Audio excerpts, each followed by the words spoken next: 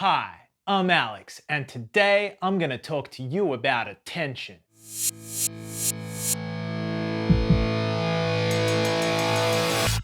Every day, thanks to our surrounding environment and mainly due to advances in technology, we're constantly led to believe that our attention span is getting shorter.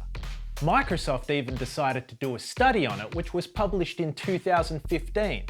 This particular study was also mentioned in the Health and Neuroscience section of Time magazine. The article states, "The average attention span for the notoriously ill-focused goldfish is 9 seconds. But according to a new study from Microsoft Corp, people now generally lose concentration after 8 seconds, highlighting the effects of an increasingly digitalized lifestyle on the brain." Researchers in Canada surveyed 2,000 participants and studied the brain activity of 112 others using electroencephalograms, EEGs. Microsoft found that since the year 2000, or about when the mobile revolution began, the average attention span dropped from 12 seconds to 8 seconds. Since then though, this study's been kind of debunked. Dr. Gemma Briggs, a cognitive psychologist who's currently studying how attention and perception can be affected when dual tasking, got asked about the study's numbers.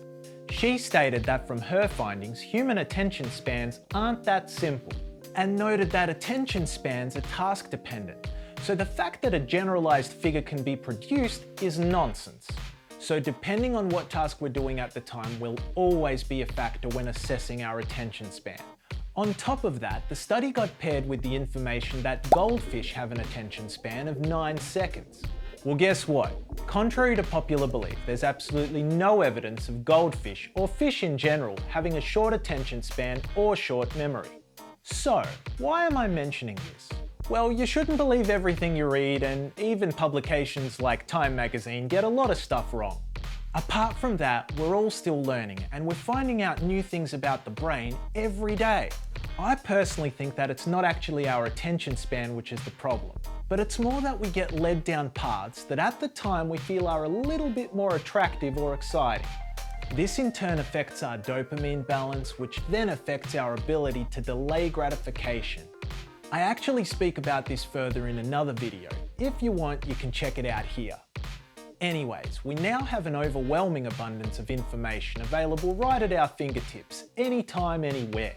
Not only that, but the AI algorithms have gotten a hell of a lot better and are specifically designed to keep us engaged for as long as possible.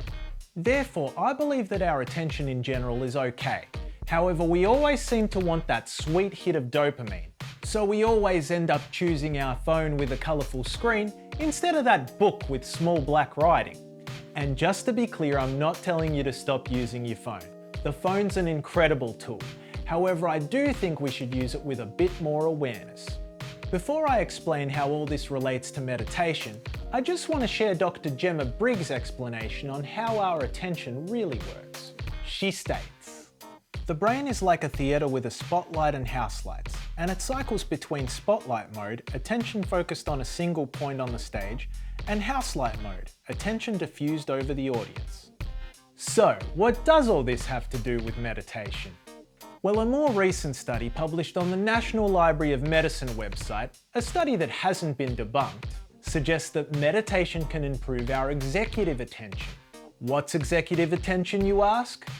Executive attention is highly effective in blocking potentially distracting information from the focus of attention. This is one way in which the brain is able to keep information active and in focus. So basically, if we do open that book, we're able to stick with it for longer, and we're able to retain information from it much better. And due to this, the book might become a little bit more exciting, and suddenly our phone starts to not appeal to us as much.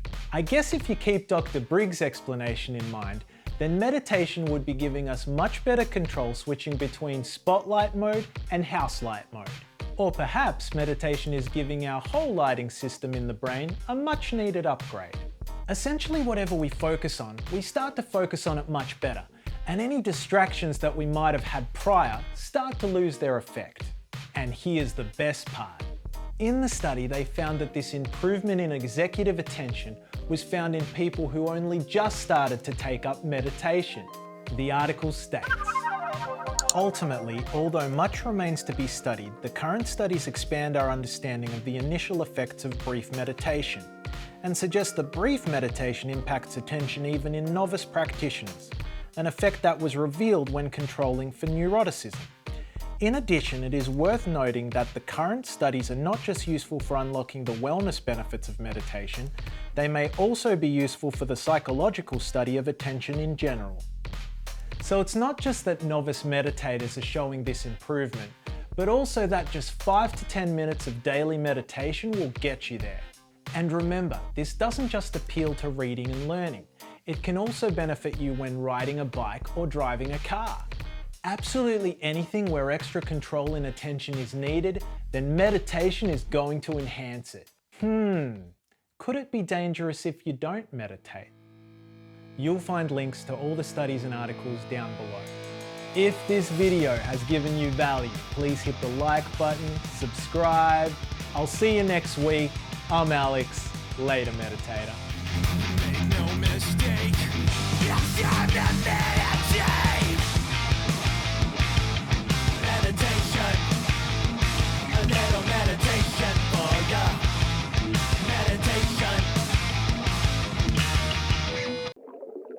I remember everything.